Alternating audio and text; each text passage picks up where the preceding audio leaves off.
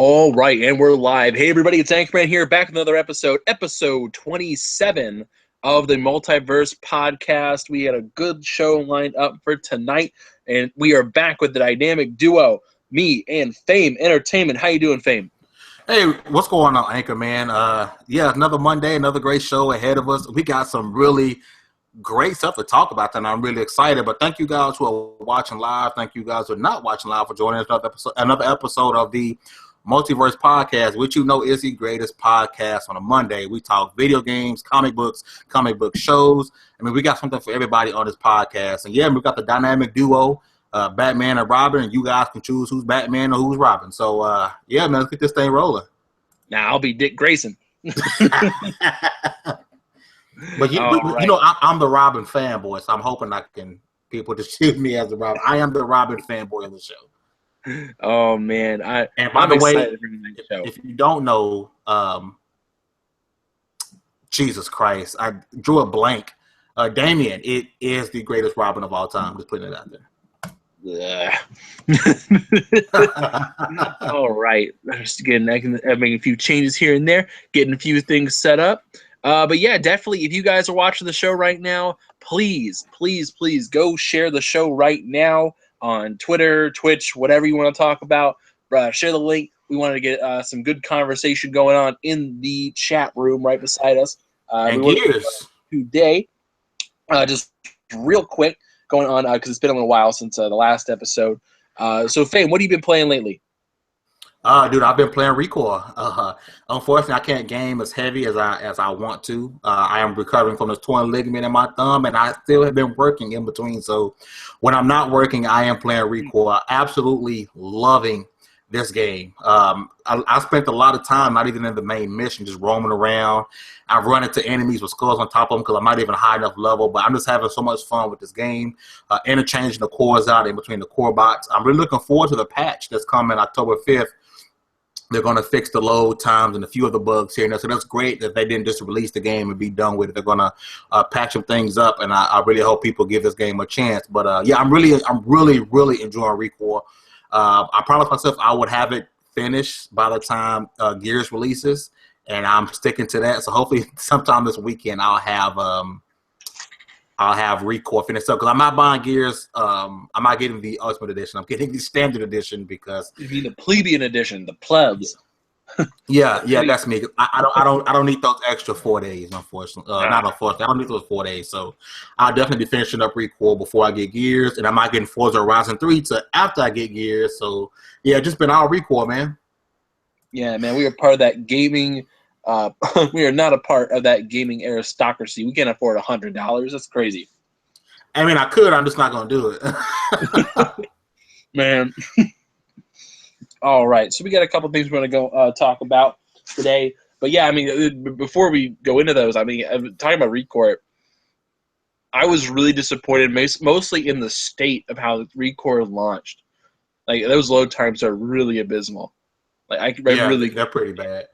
You know, I get the most issues when I first load the game up and when I'm going back when I'm fast traveling. A lot of people say when they die, they got a lot of load times.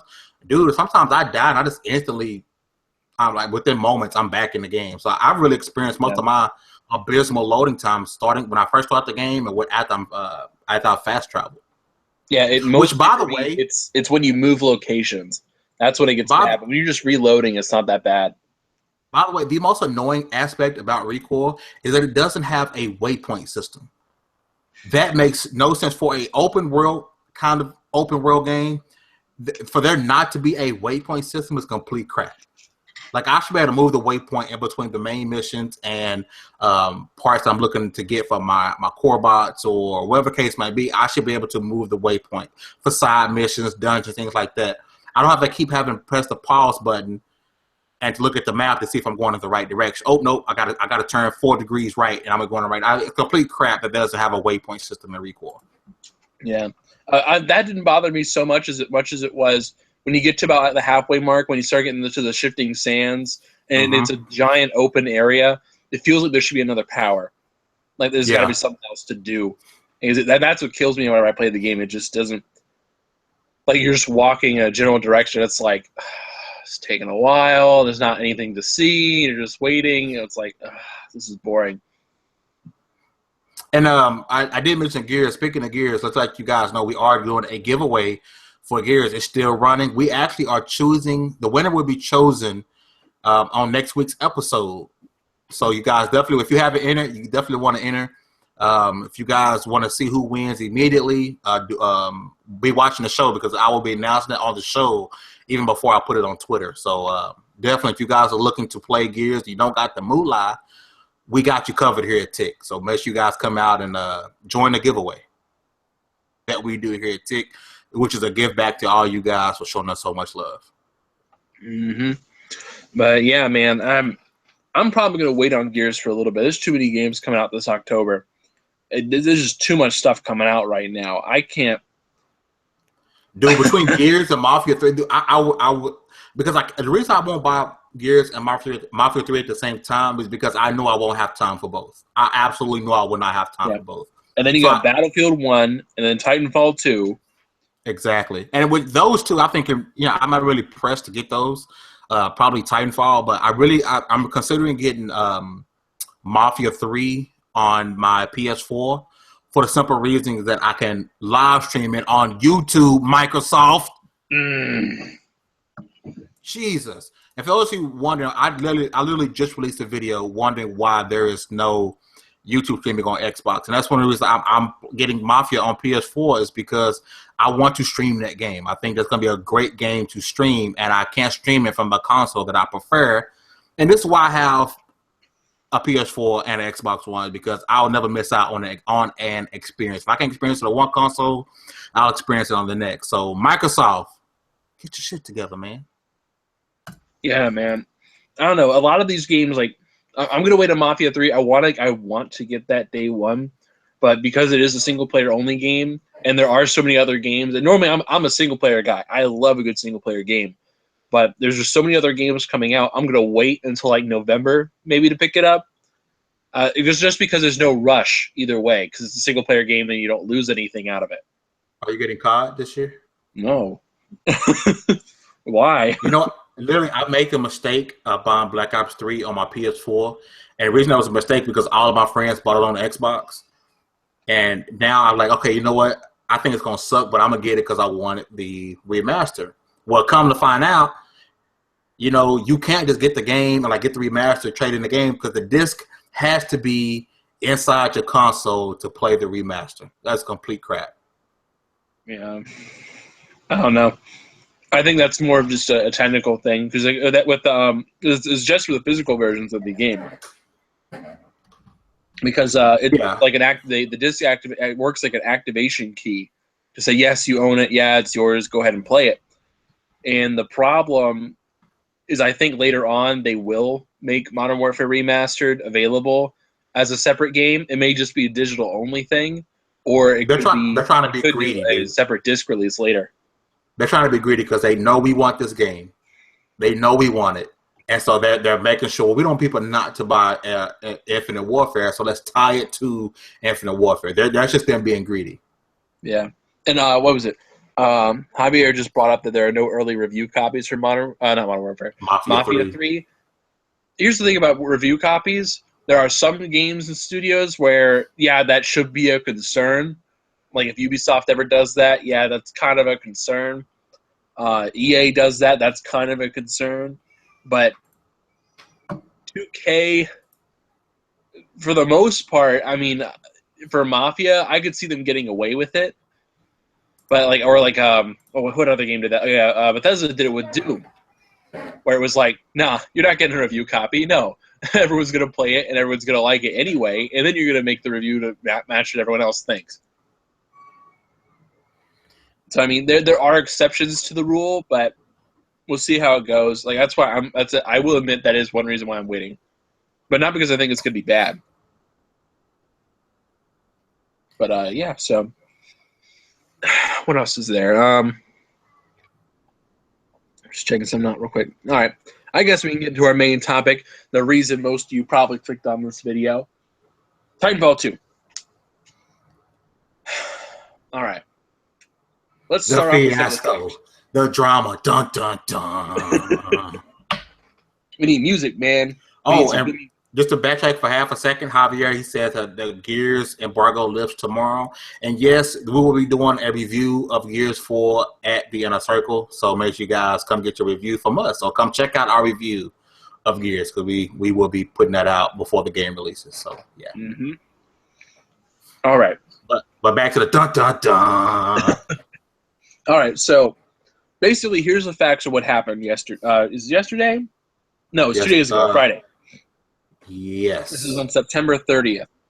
So Drew McCoy, who's the producer for Titanfall and Titanfall 2, he tweeted out a picture, just a picture, no caption, of the first printed disc of Titanfall 2, which just shows the standard art, the standard background art of the pilot running on the wall and the Titan right behind him.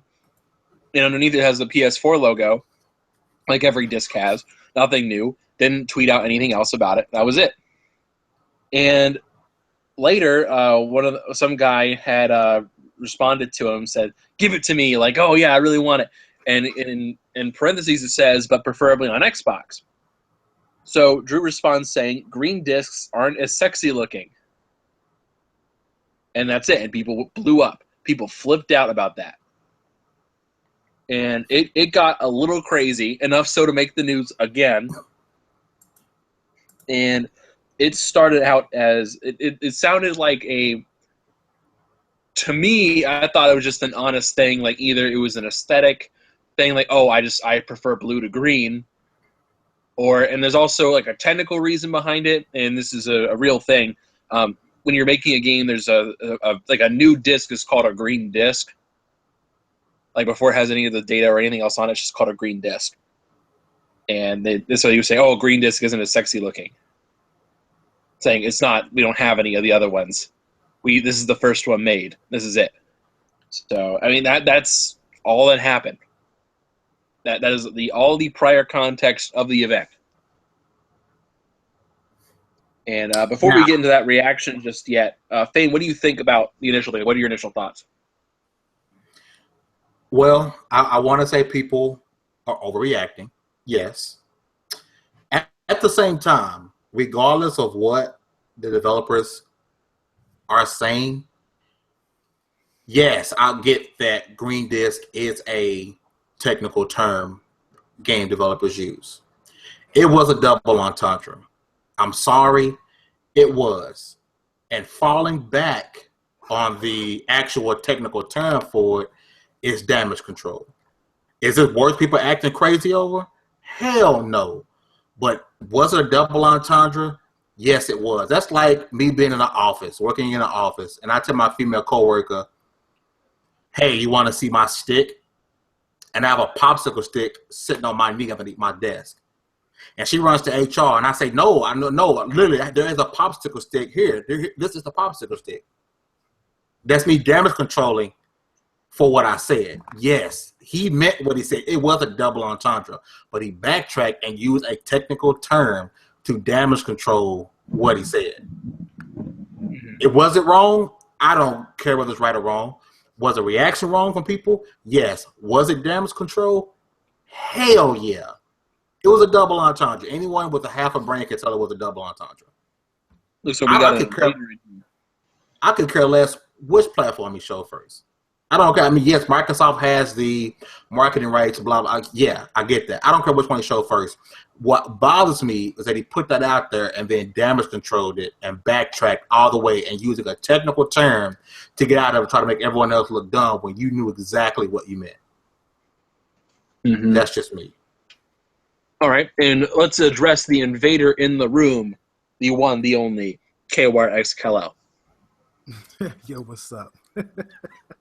I just wanted to pop in, man, because I wanted to give my take on Luke Cage and stuff like that. I'm not going to stay too long. But, me and Anchor were discussing this whole green disc situation. And, it's funny that Fame says that it's a double entendre because I sort of agree. I really, really, truly do. And honestly, what I think more than anything is that it was a backtrack. He didn't expect the fallback to be so harsh from the Xbox fans, like the fanboys or the fans or whatever you want to say. In my opinion, I don't really think it's a big deal. If that's his preference, that's his preference. But I do understand if, say, for example, there was, to put this into perspective for 1 second. Let's say, for example, Call of Duty is coming out for PlayStation and Xbox.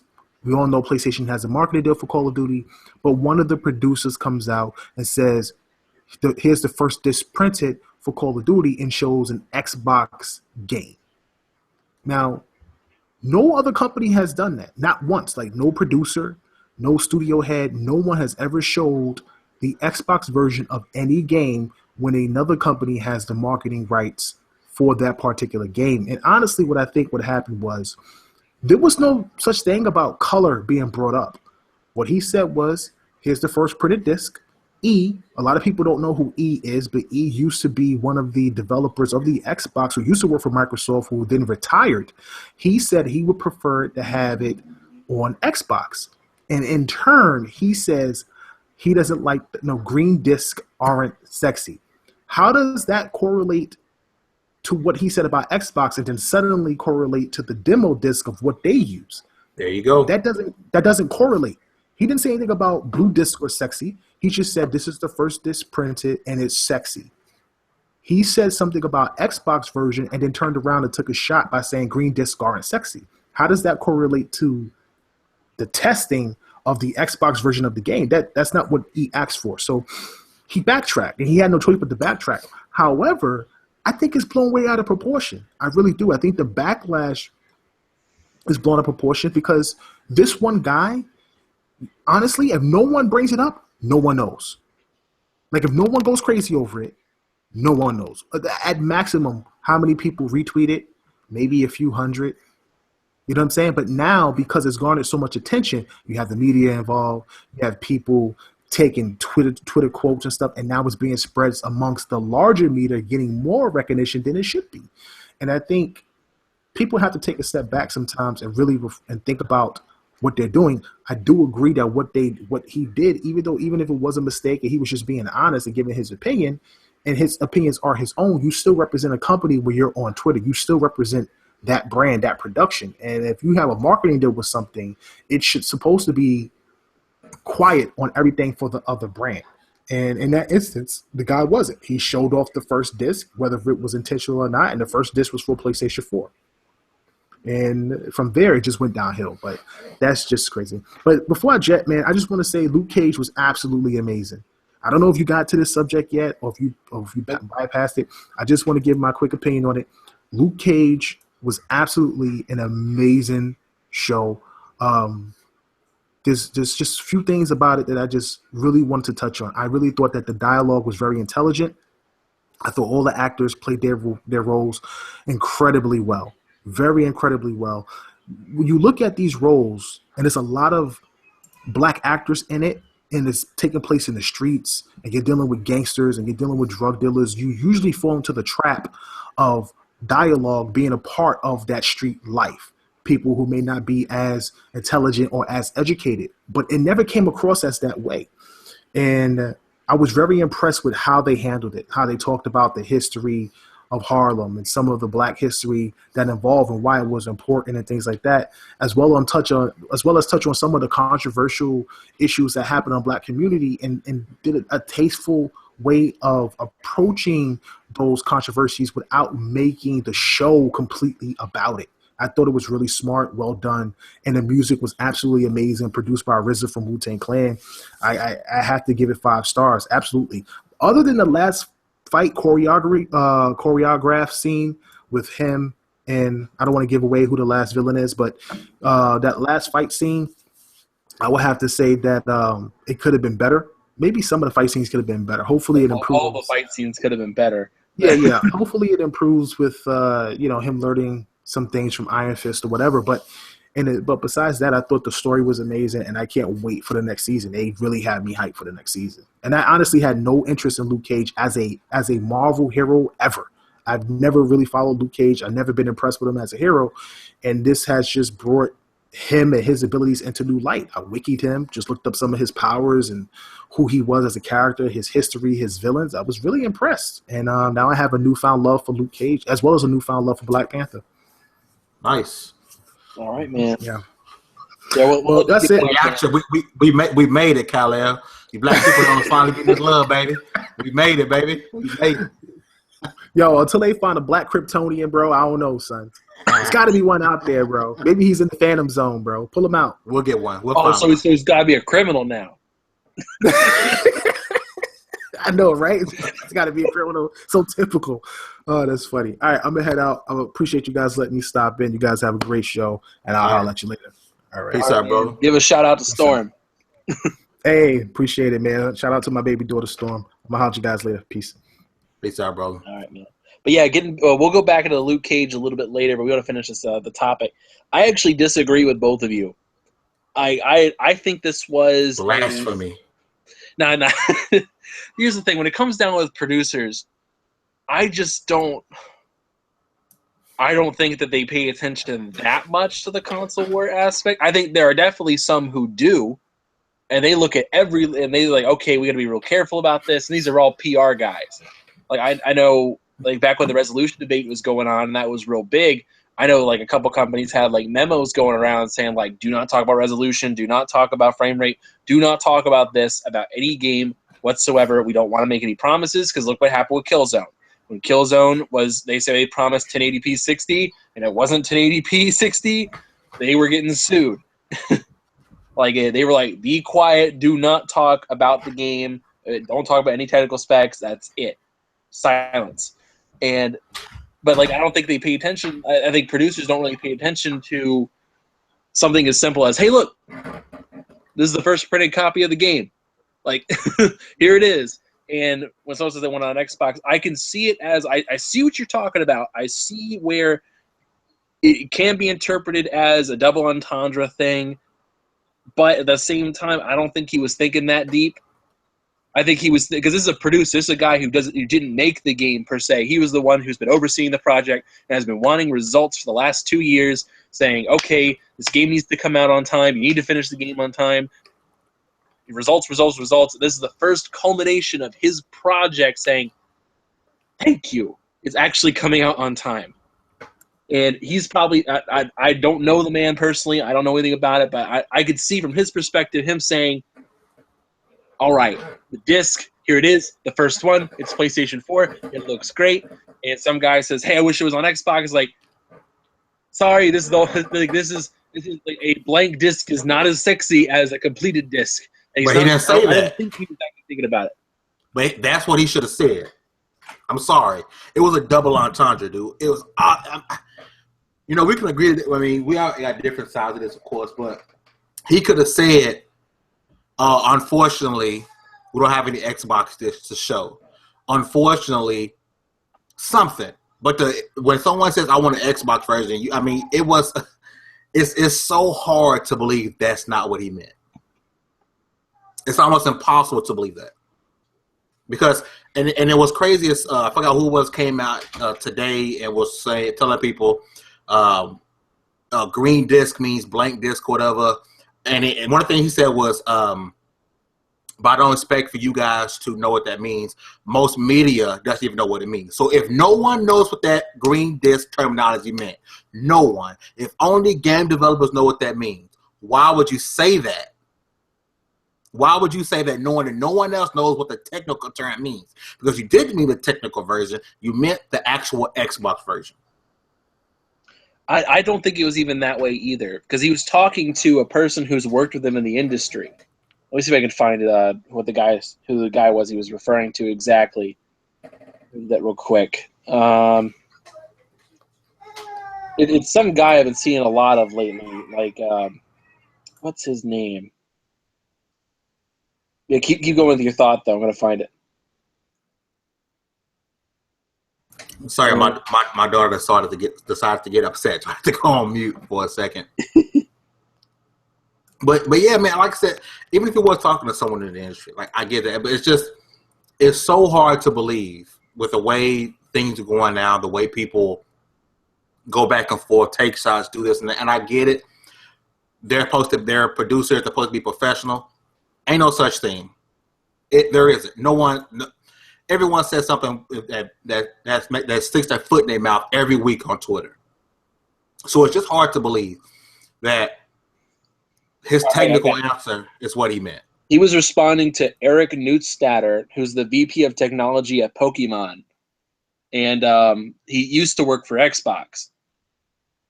And so like he was talking to another industry guy. I assume they know each other enough so to be comfortable enough. And I mean, I don't see it as being this malicious thing. Now, if he came out there and said, like, had a picture of the PlayStation 4 version, said green versions aren't as sexy, then I say, yeah, that's definitely intentional.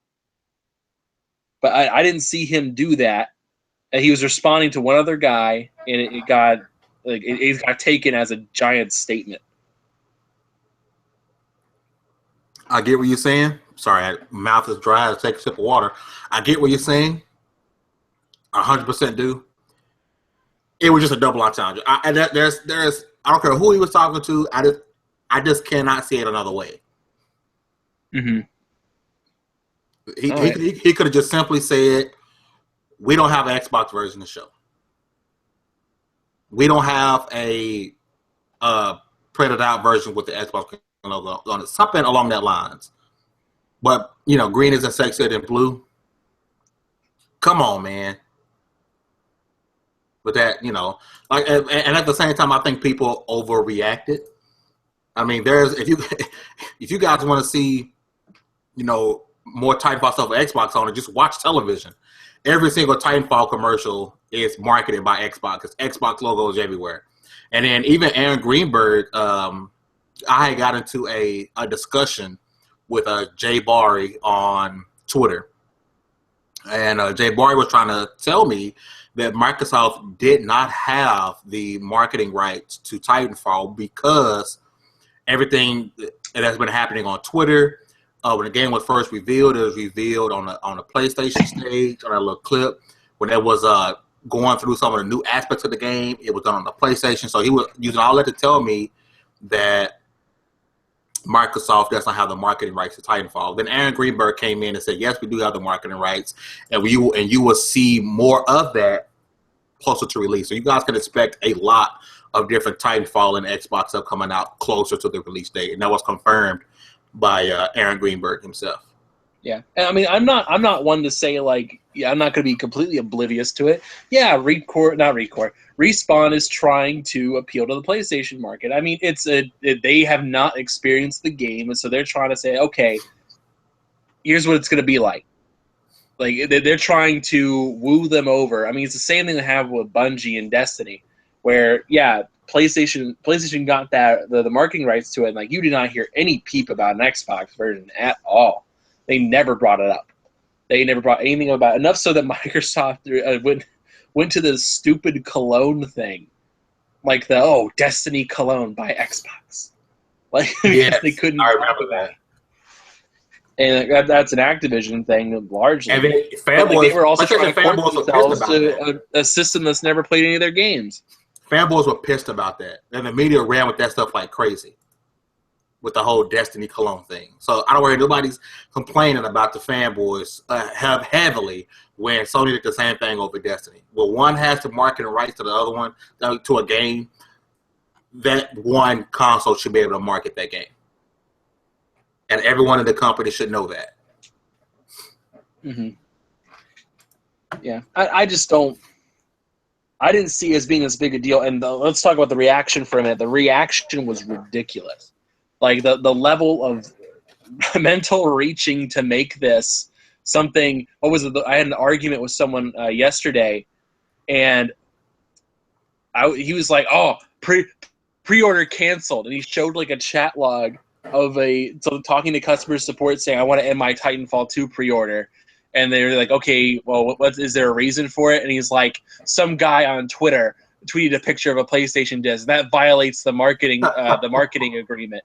So I'm canceling a pre-order over that. If anyone is to be angry, it should be Microsoft, not the game, because your experience with the game does not change regardless who has the marketing rights. Your experience does not change. It's not like all of a sudden there's somebody getting early DLC or anything. Your experience does not change. If anyone should be feel the slight bit slighted, should be Microsoft, no one else. So you canceling your pre-order is ridiculous. You're not hurting anyone but yourself, and you're losing out on a game experience you obviously were looking forward to because you pre-ordered the game. Mm-hmm. It's an idiot's move. I just think that was dumb, and the reaction was so overblown.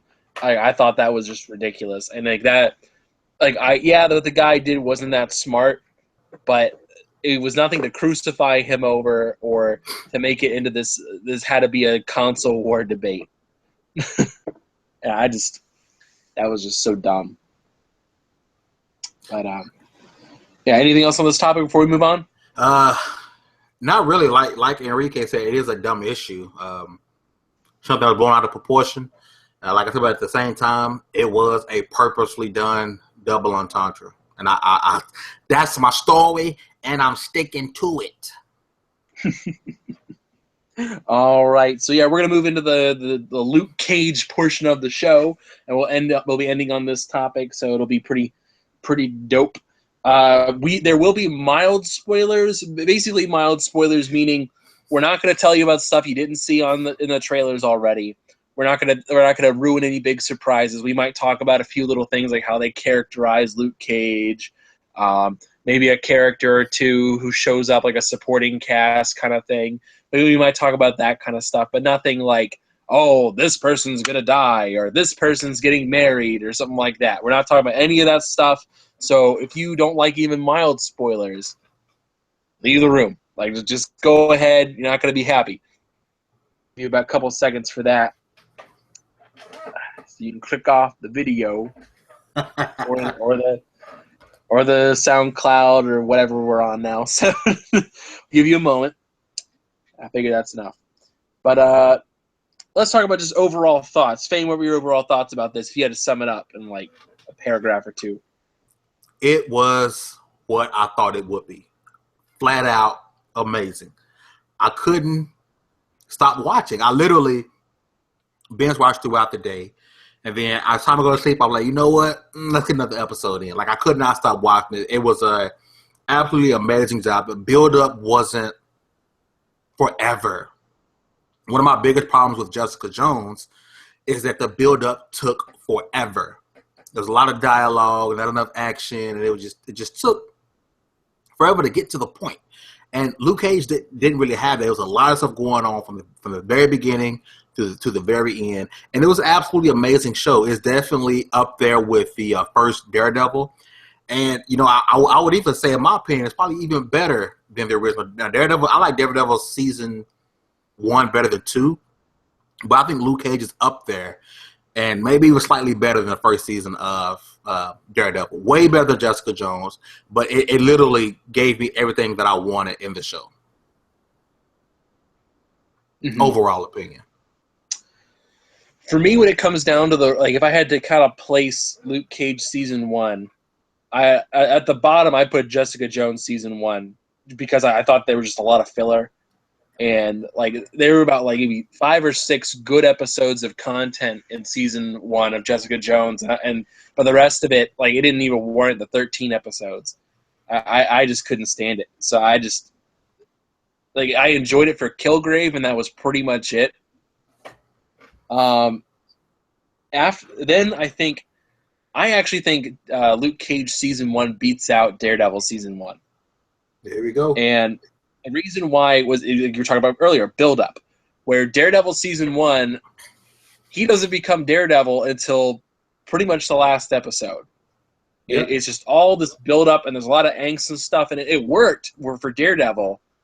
But Luke Cage, they start very quickly. He is Luke Cage within the first 2 episodes. He is all right, I'm gonna be a hero. Good to go. Let's start rolling. And that's all I needed to see, and I didn't need 10 episodes of build-up to get to that point.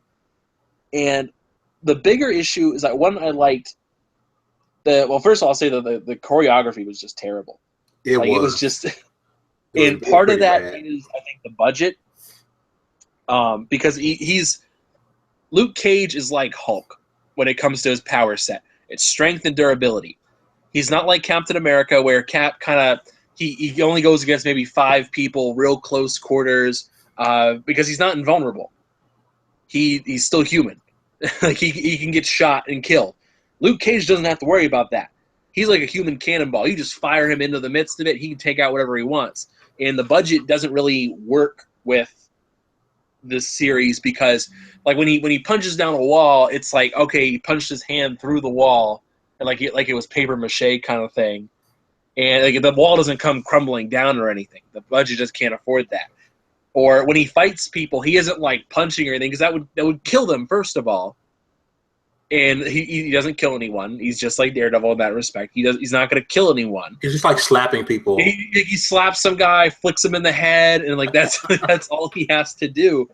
But so like it doesn't really lend itself to the action because it's like, oh, okay, we get it, he's strong. But again, I think the budget holds it back, and the choreography is kind of weak. Like there's no martial arts or anything. He can't do anything because if he did, he'd kill anyone. He punched. So other than that, the music is on point. Love the music. The music is great. I like the general story because the issue with Netflix, they've been getting this formula, and it's really starting to show. And Luke Cage is also a criminal in that regards. Like it is following the Marvel Netflix formula. Like just so you know what I'm talking about, it's like reluctant hero with lots of conflicting internal issues regarding their past. A villain who actually thinks they're a good guy until they come to terms with it at the end of the series or the season. They come to terms with it and fully embrace their villain status. What else is there? There's a couple other things. Mentor gets killed. Hey, quick question, Anchor. Why do you think they didn't go? They referenced it a lot, but they never once let him do the hero for hire thing. They referenced it a lot in this show. Like, see, that was a thing that I thought was interesting because in Luke Cage circles, when it comes to comics, Luke Cage goes through 3 main phases. There's his introductory phase when he actually had his own comic and he was, was a superhero. He was doing his own thing. He was enjoying himself doing his whole shtick. And then he went kind of through like a dark patch with Iron Fist, and it got a little corny. He wasn't like on the edge anymore, and it was like that was the Heroes for Hire area, where he was literally doing it for money.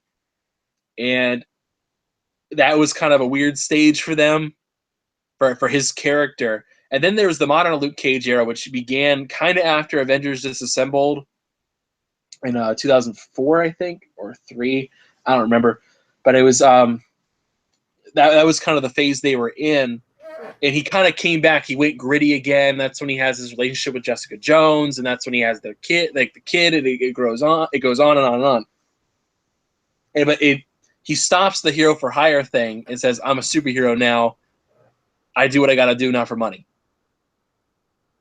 And it's in the show they kind of skipped the hero for hire phase, which was kind of annoying to me. But I see why they did it. Because, you're constricted by 13 episodes. Do you think they'll revisit Luke Cage's and Jessica Jones' relationship going forward? Do you think they're going to kind of veer off from the whole being together and having Danielle? Yeah. I think eventually they will. I don't know how. I hope so.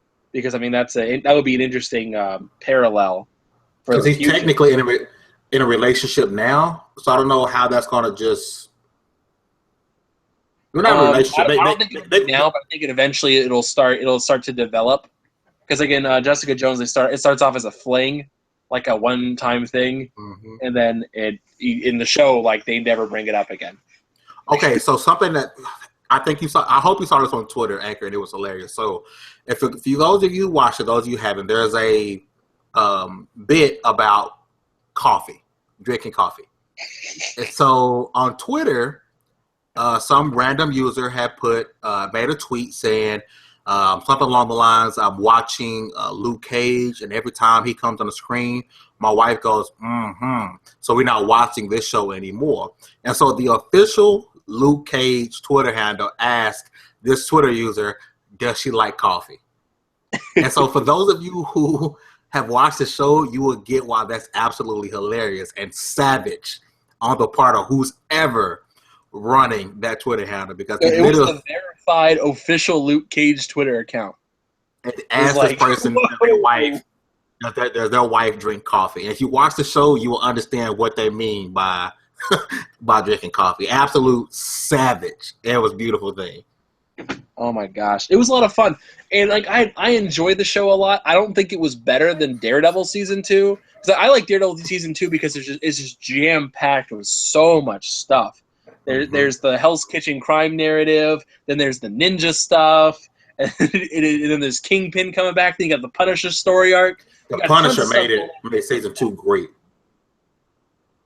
Oh my gosh, Kingpin is dope, and I like the show a lot. I know, but Luke Cage I think was the best season 1 show so far.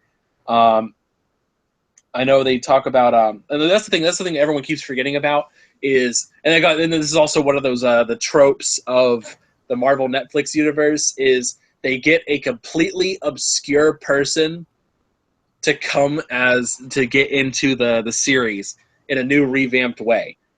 Like, what was it, in Daredevil season 1, it was Gladiator. Nobody knows who Gladiator is. Nobody's heard of Gladiator except for comic book nerds. But they brought him back, and they put him in the show. And it's like, oh yeah. Like, that's a cool little thing. And they do little stuff like that. And Jessica Jones, it was Nuke. The cop who she saves, and he starts taking drugs and goes crazy a little bit. Mm-hmm. It's a guy named Nuke. And he's a supervillain. And it's the most obscure person ever. And like they put him forefront. Like, okay, yeah, main character. And in Luke Cage, it's Black Mariah. Yeah. In the show, they introduce there's Cottonmouth, whose name is Cornell Stokes, and then there's another person. Which was an amazing Mariah character, by the Dillard. way. They picked a great character for Cornell. A great actor for Cornell. He nailed it. I thought he was good. He earned his spot on doing House of Cards. So, Anchor, let me ask you this. Really did a good job. Let me ask you. You saw the schedule. Is the Defenders before or after Luke Cage season 2? Before. It's before. It's going to be the current schedule of things is 2017. They're going to have Iron Fist, and then it's going to be the Defenders. So Iron Fist will probably come out like February, March of next year, like sometime in the spring, and then right about now is when they'll introduce the Defenders. Okay, so if you really have not watched the show, please go on mute for a second or stop, because I have to ask Anchorman a question, and it's a kind of a bit of a spoiler, but not really. So we know, you remember the statement that was made at the end of Luke Cage when she says she has a lawyer, right? And of course we know that's Murdoch. So if the Defenders is before Luke Cage 2 and Iron Fist is next up, and they have to get the team together for the Defenders, are we going to see Murdoch defend Luke Cage, or Daredevil defend Luke Cage in court in Iron Fist, so to be ready and already set up for the Defenders, or are we not going to see him get him out of prison until the beginning of the Defenders? I don't know. Because I'm thinking they might be using Iron Fist as a bridge. If so, that wouldn't be the character and Injustice. But he's kind of completely he's completely unrelated, and we can't really talk about it because the ending of Luke Cage is such a weird one where I don't think Iron Fist will have anything to do with any of that. So I don't know how they handle it. It's going to be weird for, we're going to start the Defender series, but we still have to worry about getting, what happened to the end of Luke Cage. I mean, events will clearly have happened before Luke Cage season 2. Things will have happened. Luke Cage will be around before there is a Luke Cage season 2. And yeah, definitely. So I'm wondering, is Daredevil going to rectify the situation that Luke Cage is in now during Iron Fist, or they're going to try to do that in the first few episodes of the Defenders, which I think is a waste of time. We'll talk about this a little bit later after the show because it gets a little spoilery. And I really don't want to spoil the show. I like the show way too much to spoil it for you guys.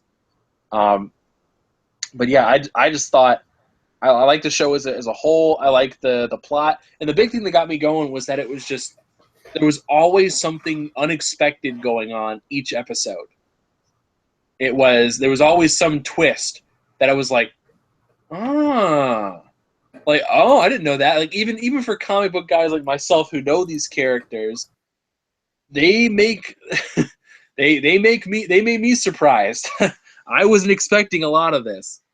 So I think they did a good job. I would sign off on a season 2 for funding right now.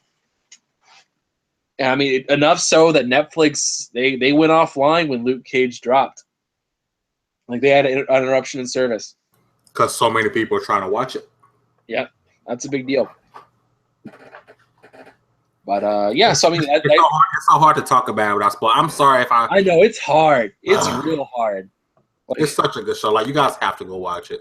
If you have Netflix, you're doing yourself an injustice by not binge watching this show because you're going to binge watch it. Yeah, you're going to binge watch it. But like each show has a pattern of how many you have to watch, and I figured out like with Daredevil they do like a 3-episode push. That like there's a new story, like a new mini story arc every 3 episodes. Like they kind of conclude one and then move to the other. And you have to watch 3 episodes and you can take a break. And Luke Cage is like a 2-episode thing. Like you have to watch 2 episodes, then you can take a break. Then you watch 2 episodes, then take a break. And like at least to have some sort of cohesion to it. Until the end, it's like you have to watch all 4 episodes. So anyway, it's been a pretty good show. I'm glad you guys all showed up. Glad Cal could show up for a little bit. Fame, as usual. Do your final plug, man. Yeah, man, it's Fame Entertainment. As you guys know, make sure you guys get all your news from ticketgn.com.